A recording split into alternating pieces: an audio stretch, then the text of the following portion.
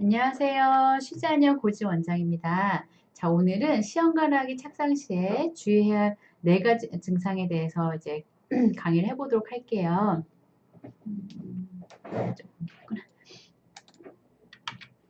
자, 먼저 저희가 이제 치료하면서 시험관하기 착상을 준비하시는 분들이 있을 경우에 주의해야 될 거 이렇게 4가지를 보고 있어요.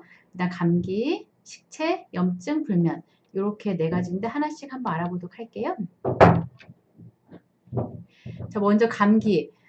이식을 하고 나서 저 감기가 걸렸어요. 혹은 과배를 시작할 때 항상 몸 컨디션 괜찮았었는데 지금 감기 기운이 오고 있어요. 이런 증상이 생기는 분들 상당히 많아요. 저도 치료해 보면 이런 부분들이 이제 항생제나 해열제, 스테로이드, 항히스타민제 이런 것들을 이제 쓰려고 하면은 마음이 불편하시잖아요. 실제로 이때 가장 좋은 컨디션을 유지해야 되는 때이기 때문에 이런 부분에 대해 미리 이제 면역을 강화시키면서도 이제 그 실시간으로 진행하고 있을 때도 감기에 대해서 이런 부분에 대해서 이제 보완해 줄 수 있는 치료를 같이 들어가야 됩니다. 식체, 체했다는 뜻이거든요. 꼭 채기가 있지 않더라도 심한 명침이 좀 더부룩하거나 혹은 속이 쓰리거나 아니면 뭐 채기가 있거나 신물이 올라거나 혹은 뭐 구역감이 들거나 이런 부분에 대한 소화기 증상들 주의해야 돼요. 그 이유가 뭐냐면 우리가 이 시기에 이제 소화 흡수하는 모든 물질들이 내 몸에서는 혈액으로 되고 이 혈액이 우리의 내막으로 가서 수정란에 착상할 때 내막을 형성하는 데 상당히 중요한 역할을 하기 때문입니다. 그래서 이제 시험을 할 때 좋은 음식을 많이 먹어야 된다, 좋은 음식 많이 먹어 이렇게 얘기한 이유들이 그것 때문이거든요. 그런데 소화기 증상이 많이 좋지 않다라고 하면 내가 아무리 좋은 걸 먹는다고 하더라도 이게 좋은 혈액으로 갈 수가 없고 그 혈액이 다시 내막을 형성하는 데 도움을 주는 그 경로가 방해가 되기 때문에 소화기 상태가 상당히 중요해요. 그런데 문제는 뭐냐면 우리가 시험관을 하고 과배를 할 때 호르몬요법 때문에 속이 약간 미식미식거리거나 혹은 설사를 하거나 혹은 변이 안 좋거나 혹은 나중에 이제 채취하고 나서 프로게스테론 호르몬을 투여했을 경우에도 위장관계에 영향을 주기 때문에 약간의 소화기랑 장 쪽으로 영향을 주게 됩니다. 그래서 항상 불편한 증상을 많이 느껴 하세요. 이런 부분에 또 관련된 부분이 생리 전후에도 소화기 증상이 다발하거든요. 우리가 보면은 생리 전에 엄청나게 단 것이 막 갑자기 식욕이 확 증가한다거나 혹은 생리 중에 소화가 진짜 안 돼요. 생리 중에 항상 체해요. 아니면 토해요. 아니면 생리 중에 뭐 설사를 해요. 변비를 해요.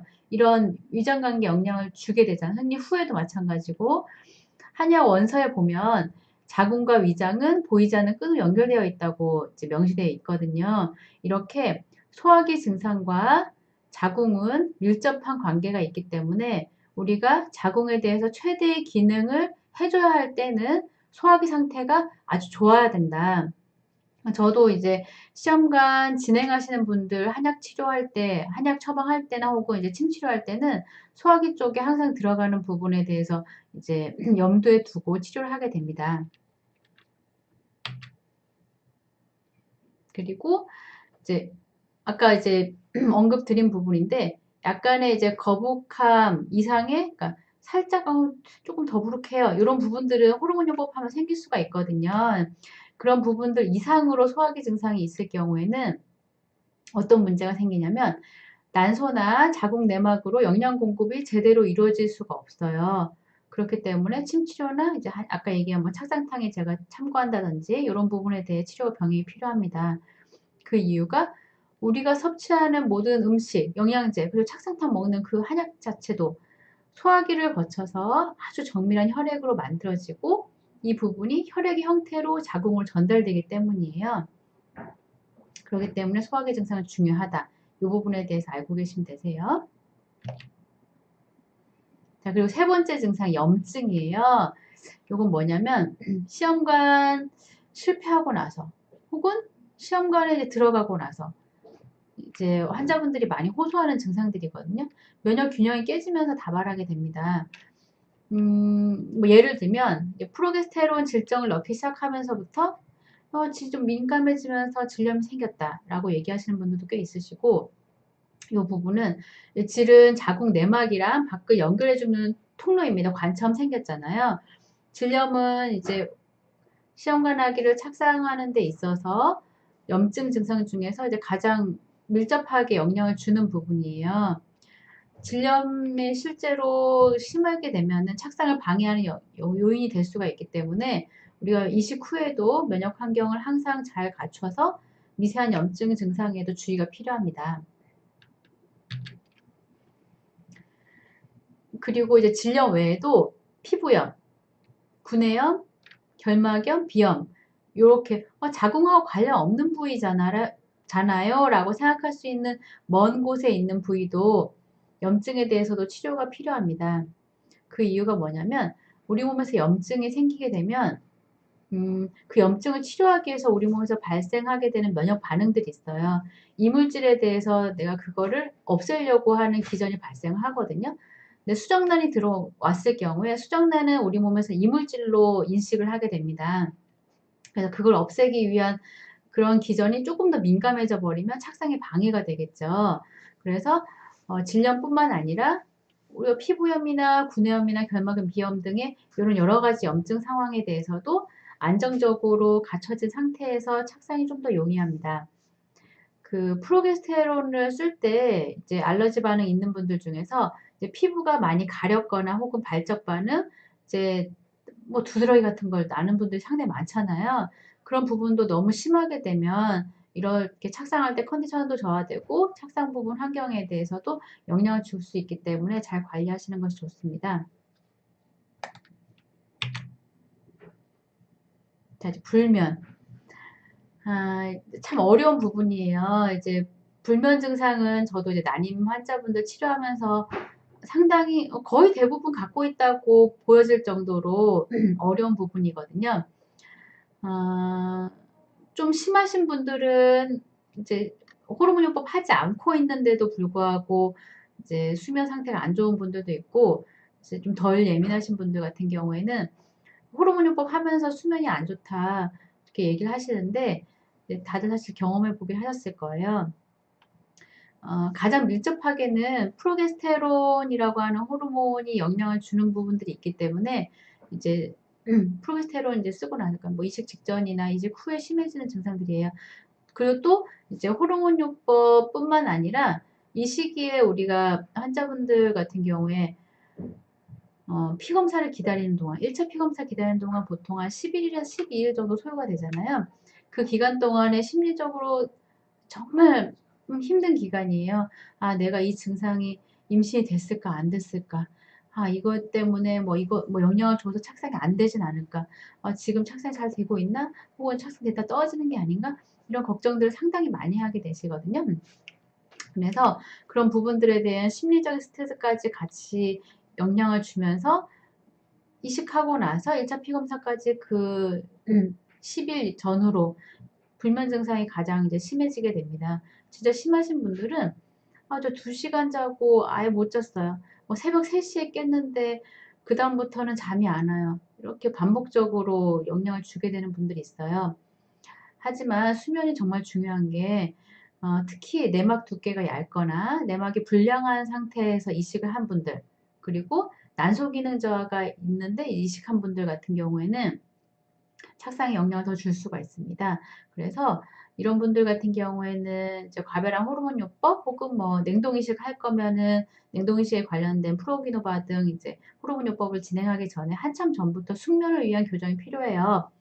이 부분이 한 달 정도 이제 잘 교정이 되면 이제 내 몸에서 적응을 하게 되고 좀 더 어려운 경우에는 2-3달 전부터 교정이 필요합니다. 특히 이제 난소 기능 저하가 있을 경우에 밤 시간에 숙면을 취하는 게 굉장히 중요해요. 성인이 돼서도 성장 호르몬이 소량이 분비가 됩니다. 이 성장 호르몬은 이제 세포를 재생하고 노화를 예방하는 호르몬 종류인데 이 부분이 실제로 일부 산부인과에서는 시험관 할 때 난소 기능 저하가 심한 환자분들을 대상으로 성장 호르몬을 투여하고 있기도 하고 그리고 이제 호르몬 저하로 숙면이 어려워서 불면 치료하는데 이제 시간이 걸리게 됩니다. 그래서 우리가 이제 폐경에 가까워져가는 갱년기 증상이 있을 때도 그것 때문에 호르몬 저하, 여성 호르몬의 저하 때문에 또 불면이 생기게 되죠. 그러니까 난소 기능 저하가 있어도 불면으로 가기가 쉽고, 또 불면이 오래되면 또 난소 기능에 영향을 주고, 서로 영향을 주게 되는데, 이 영향을 주는 부분이 이제 안 좋은 영향이잖아요. 그래서 수면 상태가 안정적으로 잘 갖춰져 있는 게 난소 기능을 보호하는 데도 영향을 주게 됩니다.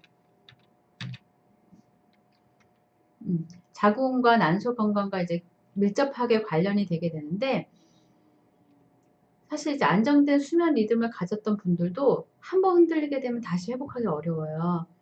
내가 어떤 일 때문에 뭐 한창 뭐 마음고생을 해서 한 달 동안 잘 못 잤더니 그다음부터 불면증이 생겼어요. 이런 얘기를 하시는 분들이 꽤 많거든요. 난임과 불면증이 이제 서로 영향을 주는 요소로 작용을 하게 되고, 사실 이제 꼭 임신 준비가 아니라고 하더라도 자궁 치료하는 분들 같은 경우에 불면증이 있을 때 수면 교정 매우 중요합니다.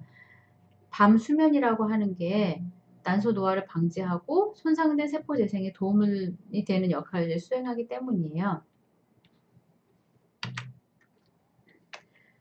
그런데 그렇게 수면이 중요하다, 이제 임신에 중요하다, 자궁 건강에 중요하다, 난소 기능에 중요하다고 강조를 했는데, 정작 가장 잘 자야 되는 이식 후에는 수면이 상당히 불편해요.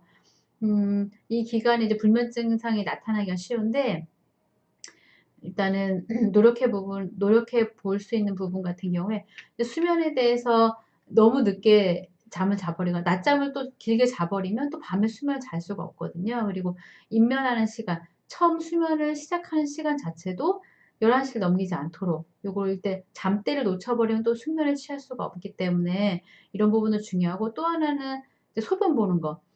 밤에 화장실 가고 싶어서 깨는 분들도 있거든요. 이런 부분에 대해서도 자기 전 2시간 전부터는 일체 아무것도 먹지 마시고 자기 전에 방광을 비우고 주무시면 이제 이런 부분에 대한 불편 사항을 좀 줄일 수 있습니다.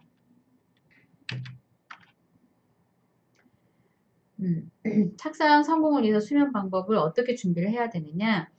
불면증이 있을 경우에는 2, 3개월 전부터 준비 치료하면서 이제 같이 교정을 하게 되고요.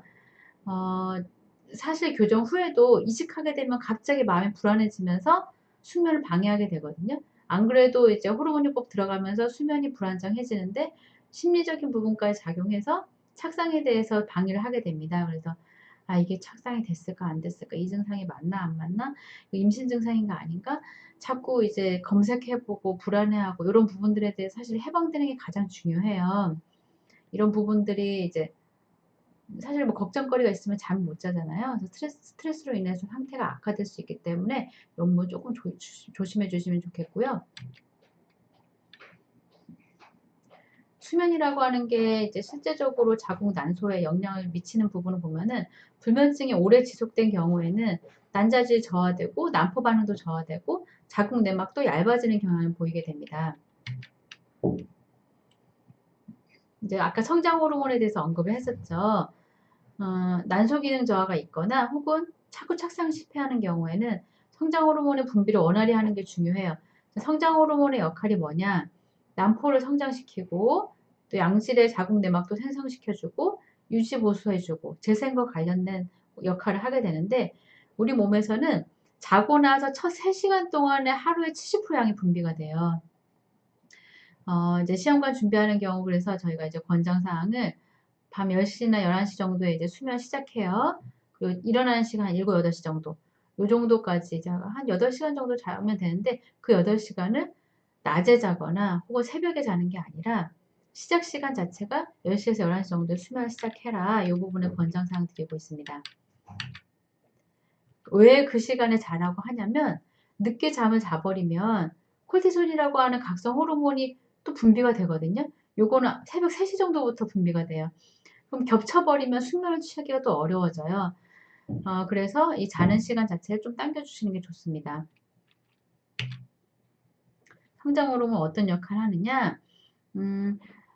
상처 입은 세포를 보수하게 되고, 또 이제 새로운 피부도 생성시켜주고 내장기관도 다시 복원시켜주고, 이런 부분에 대해서 저희가 난소 복원 치료를 하는 부분 방향과 일치를 해요. 그래서 수면 안정을 많이 강조드리게 되는데요.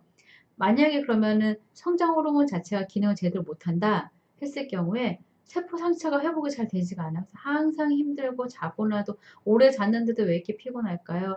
그리고 저는 조금만 움직여도 금방 지쳐요. 이런 부분에 대해서 영향을 주게 되고요.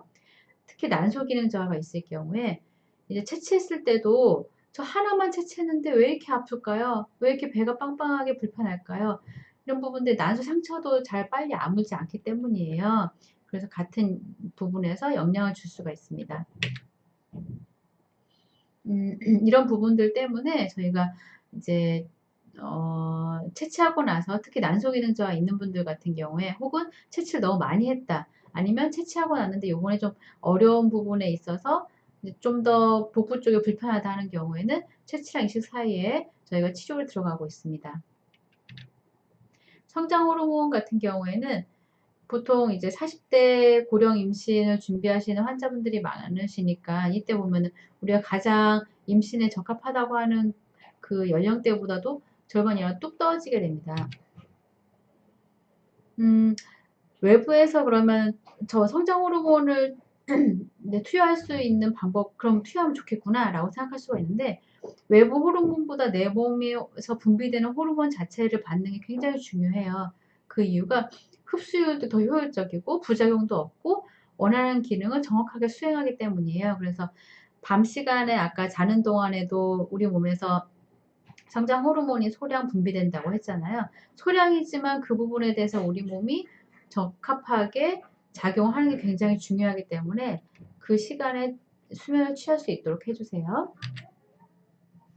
자, 그럼 저 어떻게 하면 잘 잘 수 있을까요? 라고 물어보실 수 있잖아요. 좋은 수면을 위한 노력 방법이 있어요. 일단 가장 중요한 거. 그리고 잘 때, 자기 전까지 스마트폰을 막 검색하고 보다가, 아, 자야 되는구나 해서 이걸 딱 놓고 주무시잖아요. 그렇게 하시면 안 되고, 잠들기 2시간 전부터는 스마트폰이나 컴퓨터, 동영상, 영화 등 이런 것들에 대해서 멀리 하시는 게 좋아요. 시각적으로 내가 그 내용이나 혹은 사진, 이렇게 자극을 받았거나 핸드폰 화면 불빛 자체를 오래 보거나 혹은 강한 이제 임팩트 있는 영상이나 내 마음을 너무 막 아프게 하는 슬픈 내용을 혹은 감동적인 내용을 이제 보게 되는 경우에는 그 잔상이 오래 남고 내용에 대해서 내 마음이 일단 움직여 버렸기 때문에 수면을 방해하게 돼요. 그래서 이런 부분들은 낮에 해 떠 있을 때 하시는 게 좋습니다. 그리고 두 번째 노력 부분 뭐냐면 수면의 질을 높이는 멜라토닌 호르몬이 있어요. 이 부분에 대해서 원활하게 분비를 하기 위해서 밤낮 구분을 확실하게 하시는 게 좋습니다. 자, 멜라토닌이 언제 분비되냐면 아침에 햇볕을 딱 쬐요. 그로부터 15시간 후에 분비되기 시작해요. 예를 들면 우리가 아침 8시에 햇빛을 쬐으면 15시간 후가 지나면 밤 11시 정도에 이제 졸음이 오기 시작하는 거예요. 그래서 딱 좋은 수면 패턴이잖아요. 그래서 7, 8시 정도에 이제 일어나서 햇빛을 쬐는 게 좋습니다. 멜라토닌 자체가 이제 수면의 질을 높이기 때문에 이 부분에 대해서 밤낮을 이제 구분을 확실하게 해주시고 이제 그러면 수면 유도도 오고 자연스럽게 졸음이 오고 그럼 아까 얘기했던 8시 정도에 햇빛을 쬐면 11시 정도에 졸리기 시작한다고 했잖아요. 그때 자야 돼요. 졸음이 오는 그때에 자지 않으면 잠대를 놓치기 때문에 수면을 취하기가 어렵습니다. 그럼 어떤 수면이 좋은가요? 우리가 뭐 뇌파를 계속 측정할 것도 아니고 이제 자고 있을 때 그걸 이제 체크할 수가 없었기 때문에 그냥 일반적으로 우리가 이제 느낄 수 있는 거는 뭐냐면 아침에 딱 일어났어요. 아, 상쾌하다, 잘 잤다, 개운하게 딱 일어나는 이 느낌이면은 아, 이제 수면 자체가 내가 좋은 수면을 취했구나라고 아실 수 있으세요. 잘 자면 뭐가 좋냐? 낮 동안에 스트레스 호르몬, 스트레스 수치도 낮춰주게 되고, 그리고 이제 우리가 사실 자궁이라고 하는 게 히스테리를 굉장히 많이 부려요. 그래서 그 몸의 주인보다 더 스트레스에 예민하기 때문에 우울화, 기울 이렇게 난임의 가장 원인이 되는 그 변증 요소하고도 관련이 되게 됩니다. 그런 부분들을 스스로가 치료할 수 있는 부분이 밤에 숙면을 취하는 거예요. 그래서 좋은 잠을 주무실 수 있도록 해주시고 어, 자궁이나 난소가 불편할 경우에 기능적으로 잘 안 좋거나 질환이 있을 경우에는 수면에 방해를 주게 돼 있어요. 그리고 또 마찬가지로 수면에 방해가 있는 분들은 또 마찬가지 자궁과 난소에 이제 기능 저하나 혹은 영향을 줄 수 있기 때문에 이 두 가지는 뗄래야 뗄 수 없는 관계입니다. 음, 소변 때문에 자주 깨는 분들이 있어요. 아, 저는 이제 밤에 자는 동안에 한 세네 번 정도 화장실 가야 돼요. 혹은 한 번은 꼭 가야 돼. 이렇게 얘기하시거든요. 그런데 만약에 잠들기 전 2시간 전부터 아무것도 먹지 않고 영양제를 먹거나 방울토마토를 먹거나 이렇게 조그만한 수분도 아예 섭취하지 마시고 자기 전에 방광을 비우고 잠자리 드세요. 그러면은 밤에 만약에 깼다. 그래도 화장실 가지 않고 참고 그냥 주무셔도 절대 실수하지 않거든요.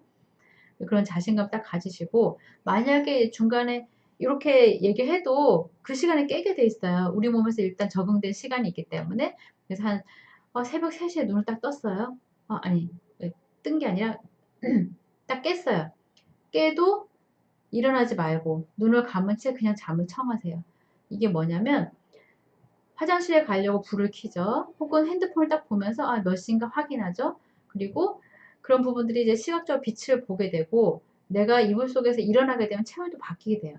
그럼 수면 리듬이 다시 처음부터 시작해야 되기 때문에 수면을 취할 수가 없어요. 그래서 중간에 만약에 그 시간에 깨더라도 이제 눈도 안 뜨면 더 좋고 근데 만약 눈을 딱 뜨게 되겠죠 아마도 다시 눈을 감으시고 잠을 청하시면 굉장히 좋고 이때 눈이 떴을 때 아침이 아니라 그러면은 핸드폰으로 시간을 확인하지 마시고 그냥 주무시는 게 더 숙면을 빨리 취할 수 있는 방법입니다.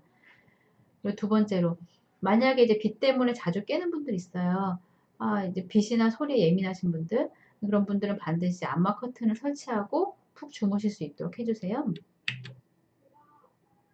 그리고 남편이 코 고는 소리가 너무 시끄러워가지고 자주 깨요. 이렇게 얘기하시는 환자분도 의외로 많으시거든요. 그럴 경우에는 이제 남편분과 같이 이제 주무시는 경우에는 귀마개를 추천을 드리고 만약에 너무 심하다라고 하면 수면을 취하는 게 더 중요하기 때문에 이식하고 나서 좀 수면이 예민해지는 시기에는 잠깐 이제 배려를 해주셔도 좋겠습니다. 그리고 이제 이런 부분들 노력으로도 내가 수면을 교정하기 어렵다라고 하면은 이식 전에 준비하는 기간 동안에 적극적으로 치료를 받으시는 게 중요하시고요. 이제 착상에 대해서 나는 왜 계속 안 될까? 이렇게 답답하신 분들이 많으시잖아요. 그거에 대해 좀 설명을 해드릴게요.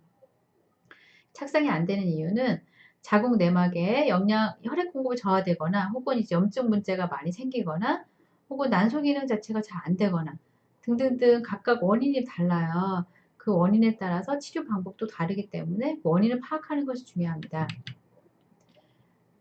체크 포인트가 뭐냐면 내가 그 시험관 하는 호르몬요법 할 때 자궁 내막이 좋은 거 말고 그 전에 호르몬요법을 하기 전에도 내 자궁 내막이 건강한 상태인가 이 부분이 중요합니다. 그래서 이제 한의원에서 치료하는 부분은 뭐냐면 일단은 내막이 얇은 경우 내막 부전을 재생하는 이제 치료를 저희가 진행하는데 5, 6mm 정도 얇은 내막의 경우 그래 7, 8mm 정도까지 끌어올려서 정상 두께로 이식할 수 있도록 치료를 진행하고요. 자궁 내막이 건강해져야 자궁 내막의 수용성이라는 게 뭐냐면 이 내막이 수정란을 갖게 되는, 품게 되는 그 성질을 얘기하는 거예요. 그 수용성이 높아져서 수정란이 안정적으로 착상될 수 있습니다. 아까 첫 번째 치료 부분은 내막이 얇은 분이었죠. 두 번째 치료는 뭐냐면 내막의 구조를 강화하는 치료인데 이분들은 정상 두께를 가진 분들이에요. 전 내막 좋다고 했는데 내막 10mm였거든요. 근데 착상이 안 돼요. 이렇게 얘기하시는 분들 많으시거든요.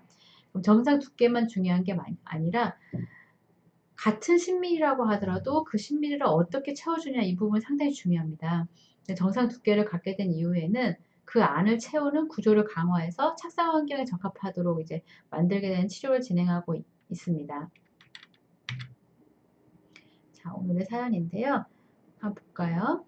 시험관하기 2차 실패 후 현재 3차를 계획 중인데 저는 보통 10시 이전에 자긴 하는데 꼭 4시 정도에 눈이 뜬다. 깊이 자는 편이긴 하다. 수면 중간에 깨지 않고 깊이 자는 편에 저 같은 수면 패턴도 문제가 될 수 있을까요? 라고 이제 얘기를 했죠. 아까 앞에서 제가 강의한 내용 중에서 각성 호르몬이라고 하는 콜티솔이 분비되는 시간이 3시라고 했잖아요. 새벽 3시부터 분비를 하거든요, 이제 쭉. 그렇기 때문에 우리가 2시, 3시, 4시 막 이 시간대에 자꾸 이제 깨게 되는 이유가 그 부분 영향 때문이에요. 그래서 그때 사실 안 깨고 쭉 자주시는 게 훨씬 더 도움이 되시거든요. 아, 만약에 4시에 깼다고 했을 때도 금방 자면 그래도 괜찮긴 하지만 현재는 이렇게 그 시간에 깨는 것보다는 아침까지 쭉 자주시는 게 굉장히 중요합니다. 아까 주의사항을 얘기했었죠. 그 4시 정도 이렇게 깨더라도 화장실 가려고 이불 밖으로 나오거나 불을 켜거나 핸드폰을 확인하거나 이런 습관을 하지 않으시는 게 다시 숙면을 취하는 데 도움이 됩니다. 자, 오늘의 퀴즈 마지막이에요. 성장 호르몬 기능이 아닌 것은 무엇일까요? 콜레스테롤 수치가 낮춘다, 면역력 약화시킨다, 뇌와 시력 활동을 개선시킨다, 상처 입은 세포를 보수시킨다. 아까 강의 중에 이제 자료에 나와 있는 부분이거든요. 이제 요거는 카카오톡으로 보내주시면 선물을 드리도록 하겠습니다. 쉬즈 앱을 이제 까셔서 이 부분에 대해서 여러 가지 정보도 저희가 업데이트하고 있으니까 요거 도움 받으시면 좋겠습니다. 더 궁금하신 부분은 문의 주시면 저희가 답변해 드리도록 할게요. 오늘 강의는 여기까지 마치도록 하겠습니다. 감사합니다.